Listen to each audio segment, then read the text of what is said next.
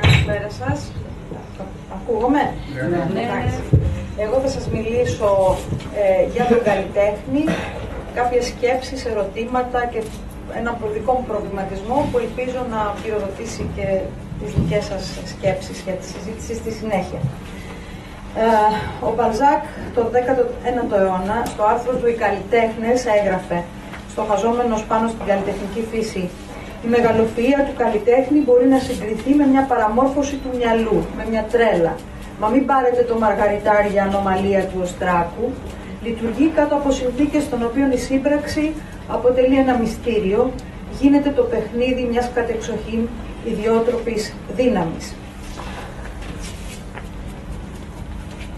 Εδώ, σε αυτή τη διαφάνεια, βλέπουμε ένα πίνακα του Γκουστάβ Κουρμπέ που ζωγραφίστηκε το 1854. Ο Κουρμπέ ήταν ένας ρεαλιστής ζωγράφος, πρόδρομος των Ιμπρεσιονιστών, ένας άνθρωπος επαναστάτης, σοσιαλιστής, πολέμησε στην Κομμούνα του Παρισιού, ένας καλλιτέχνης που αντιστάθηκε στο κυρίαρχο ρεύμα της εποχής. Τον 19ο αιώνα η ανθρωπότητα γνωρίζει μια μεγάλη εμπορευματοποίηση της τέχνης. Η αστική τάξη είναι στην εξουσία και με τα λεφτά της προσδιορίζει το τι θα φτιάξει, το τι θα πει η τέχνη στον κόσμο και ποιος θα την αγοράσει κυρίως. Ο Κουρμπέ λοιπόν αντιστάθηκε, αντέδρασε στην κομφορμιστική αισθητική που επέβαλε το σαλόνι, θεωρώντας την υποταγμένη στην αγορά και στο γούστο της αστικής τάξης.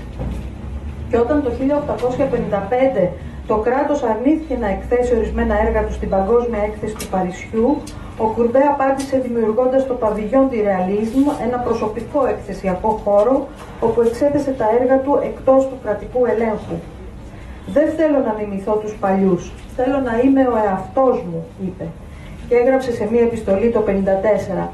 «Ελπίζω να κερδίζω πάντοτε τη ζωή μου, ασκώντας την τέχνη μου χωρίς να απομακρυνθώ ούτε κατά μία τρίχα από τις αρχές μου, χωρίς να χρειαστεί να πω ψέματα στην ίδια τη συνείδησή μου, χωρίς να χρειαστεί να ζωγραφίσω ούτε μια πιθανή μη μόνο και μόνο για να φανώ ευχάριστος και να αυξήσω τις πωλήσεις μου».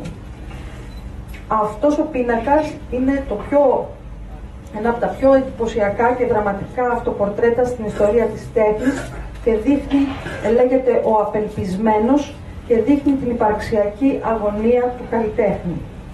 Στη σύγχρονη βιομηχανία του θεάματος, με τζίρο $2,83, θα καταφέρουν άραγε οι καλλιτέχνες να κερδίσουν το δύσκολο στοίχημα της ανεξαρτησίας τους?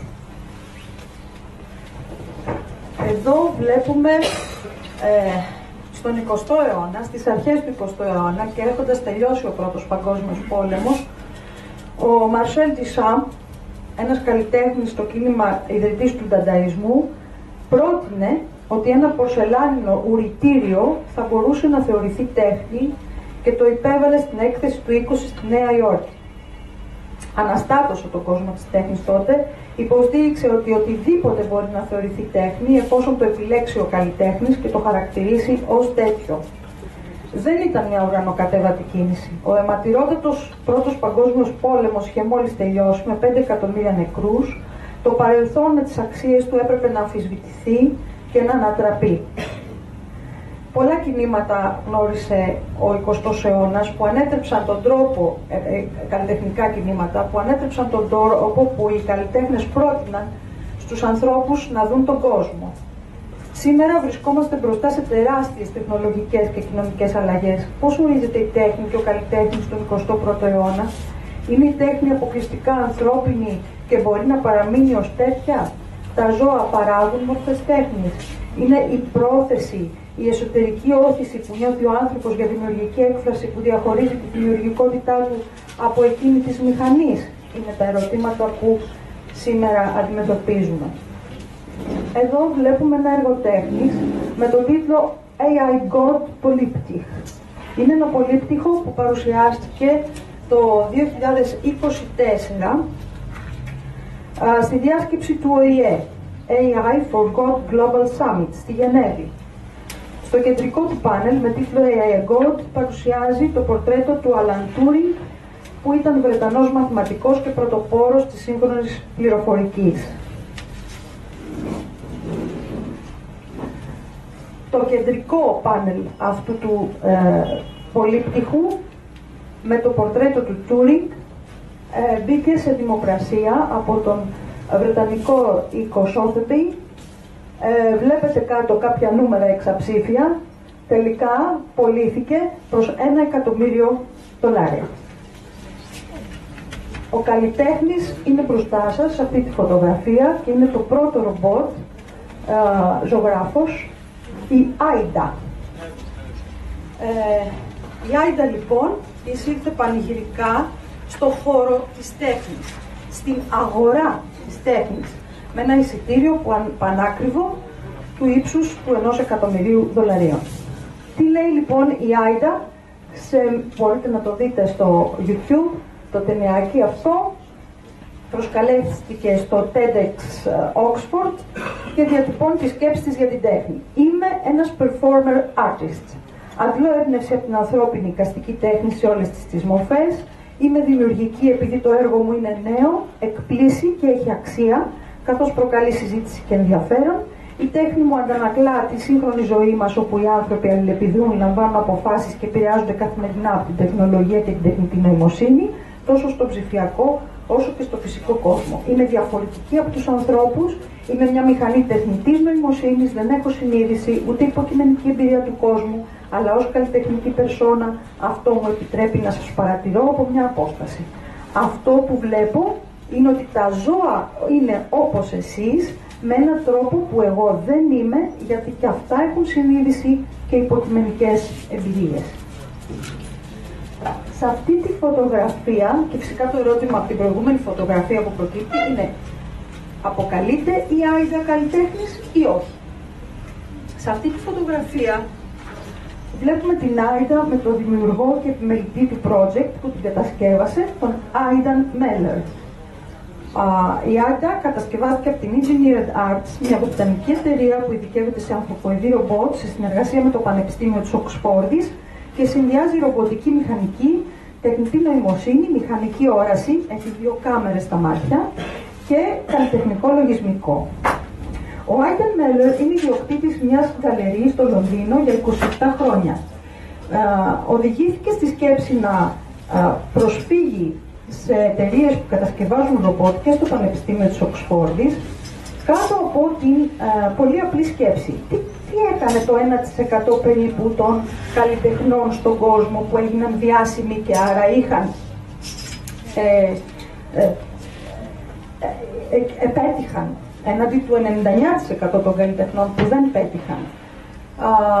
Μετά από πολλή σκέψη και παρατήρηση κατάλαβε ότι αυτοί που πέτυχαν, στην αγορά εννοείται, ήταν αυτοί που είχαν να πούν κάτι που συγκλώνησε την αγορά. Και πραγματικά αυτό το ρομπότ, ζωγραφίζοντας, συγκλώνησε την αγορά. Του έφερε λοιπόν ένα έσοδο $1.000.000 που όταν ρώτησαν την Άιντα τι θα το κάνετε αυτό, είπε, εγώ δεν ξέρω, η ομάδα μου ξέρει. Μια ωραία άσκηση σε αυτή τη φωτογραφία θα ήταν να μας απαντήσετε πόσους και ποιους από τους αναφερόμενους παρακάτω βλέπετε. Πρώτον, δημιουργό. Δεύτερον, καλλιτέχνη. Τρίτον, μάνατζερ. Τέταρτον, ιδιοκτήτη και ποιας ιδιοκτησίας ακριβώς. Πέμπτον, έμπορο και ποιου εμπορεύματος. Έκτον, εργοτέχνης. Πολλαπλές απαντήσεις είναι δεκτές. Εδώ βλέπετε ένα έργο που ονομάζεται «Η κύκλη της αγάπης». Η εντυπωσιακή αυτή υποβρύχη «Η κύκλη της αγάπης» ανακαλύφθηκαν το 12 από τον Ιάπωνα υποβρύχιο φωτογράφο Γιούγιο Γοκάτα στα ανοιχτά των νησιών Αμάμι, στη θάλασσα της Νότιας Ιαπωνίας, σε βάθος 24 μέτρα περίπου. Αυτοί οι γεωμετρικοί σχηματισμοί διαμέτρου περίπου 2 μέτρων, αν και είχαν παρατηρηθεί ήδη από το 1995, παρέμειναν μυστηριώδους προελεύσεως. Ο καλλιτέχνης είναι αυτό το μικροσκοπικό αρσενικό ψαράκι που ονομάζεται Mallotori Jenner albomaculosus και το οποίο εργάζεται αδιάκοπα για 7 έως 9 μέρες χρησιμοποιώντας τα πτερίγια του για να σχηματίσει αυλάκια και κορυφογραμμές στην άμμο, δημιουργώντας έτσι ένα περίπλοκο και συμμετρικό κύκλο ώστε να προσελκύσει το θηλυκό για αναπαραγωγή. Δεν είναι τυχαίο που σας δείχνουμε κάτι τέτοιο, γιατί η βιολογία είναι η επιστήμη αιχμής του αιώνα μας Και επίσης ο άνθρωπος παρατηρεί άλλες μορφές ζωής, έχει τα μέσα να μας παρατηρήσει άλλες μορφές ζωής σε όλες τις εκδηλώσεις. Να σας πω ότι δουλεύω στο βιολογικό της Αθήνας και το μάθημα συμπεριφορά ζώων αποσπάστηκε από την κεντρική ζωολογία, έχει γίνει αυτόνομο μάθημα με πολύ μεγάλο ενδιαφέρον στους φοιτητές. Τι είναι λοιπόν αυτό το πλάσμα? Σίγουρα μοναδικό στη φύση. Γιατί όχι ένας performer, artist, από τη στιγμή που ανεβάζει συνεχώς μοναδικές παραστάσεις στο ίδιο έργο? Γιατί όχι ένας ποιητής, ένας συστηματίας των ωκεανών που υμνεί την αναπαραγωγή του ως ιεροτελεστία, μοναδική ανταμοιβή του έργου του? Δεν αλλάζει και ούτε τον ενδιαφέρει να εξελιχθεί. Δεν διεκδικεί από κανέναν το copyright αφού δεν έχει ανταγωνιστεί. Ο νόμος της φύσης είναι ο μόνος τον οποίο υπακούει, την ελευθερία της έκφρασης την έχει από χέρι, είναι θνητός χωρίς υπαρξιακά γιατί δεν το γνωρίζει. Μήπως τελικά είναι η συνείδηση μιας βιωμένης ζωής και η επίγνωση του θανάτου το κλειδί της κατανόησης του μυστηρίου της τέχνης και του ρόλου του καλλιτέχνη?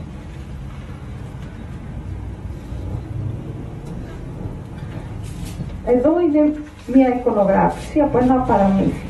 Είναι το παραμύθι του Hans Christian Andersen, ένα σοφό παραμύθι, το Αηδόνι και ο Αυτοκράτορα. Σε μια από τις πολλές αναγνώσεις αυτού του παραμυθιού θα μπορούσαμε να διαβάσουμε στο πρόσωπο του Αυτοκράτορα τον άνθρωπο που θέλει να σκλαβώσει την ομορφιά και τη γνώση στους δικούς του σκοπούς, αντικαθιστώντας το ζωντανό Αηδόνι με ένα μηχανικό.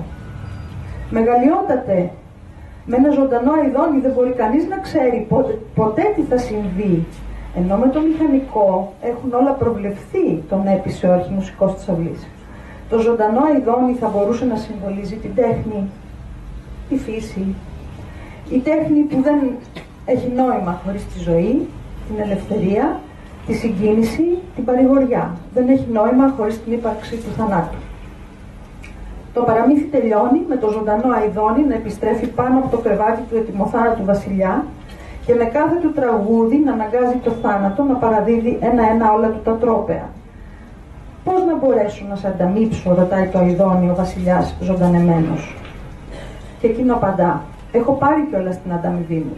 Είδα τα δάκρυα στα μάτια σου την πρώτη φορά που τραγούδισα μπροστά σου. Δεν θα μπορέσω να το ξεχάσω ποτέ. Αυτά είναι τα κοσμήματα που δίνουν χαρά στην καρδιά του τραγουδιστή. Εγώ δεν μπορώ να ζήσω στο παλάτι. Άφησε να έρχομαι όποτε θέλω. Τότε, το βράδυ, θα κάθομαι σε εκείνο το κλαδί, κοντά στο παραθυρό σου και θα σου τραγουδώ κάτι. Θα σου τραγουδώ για εκείνους που είναι ευτυχισμένοι και για εκείνους που υποφέρουν. Για το καλό και το κακό που βρίσκονται γύρω σου και σου τα κρύβουν.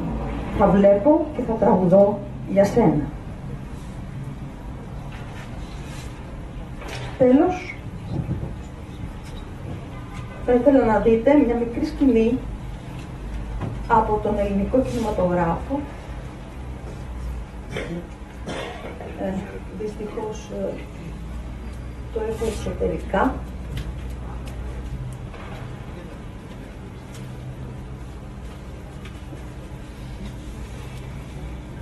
Νομίζω ότι είναι αυτό. Το σωστό. Ναι.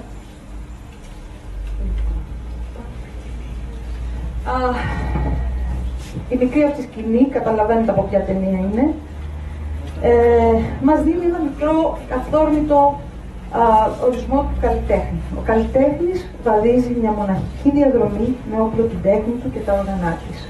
Μια τέχνη που την καταθέτει μόνο στο πανηγύρι της ζωής.